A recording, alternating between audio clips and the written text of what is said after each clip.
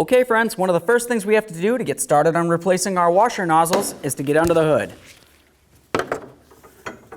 Once that's up, we're going to remove this panel right here. You're going to find a whole bunch of push clips. Go ahead and pop all of them out of there and then remove this.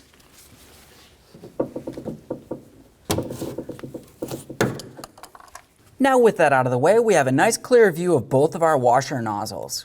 Now this is going to be the one that we're replacing because it is actually broken. But typically all you would do is just go ahead and grab onto that hose, give it a careful twist, or even use a pick and try to get in between, and then you can draw off the hose. After that, you want to inspect the hose. Make sure it's still soft and pliable. Ours still has some plastic in it, so I'm going to have to get it out of there.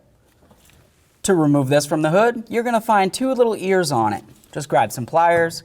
We're going to squeeze in on both of those ears.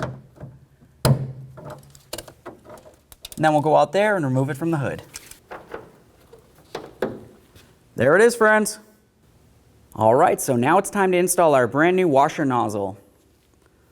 Let's carefully put it right in there.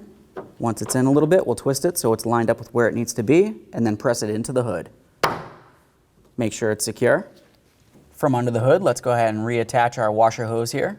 Press it on there, give it a little tug, make sure it's secure, but don't break your new washer nozzle. Now at this point, we can start putting in the hood insulator again. Now let's test the nozzles and make sure they function properly.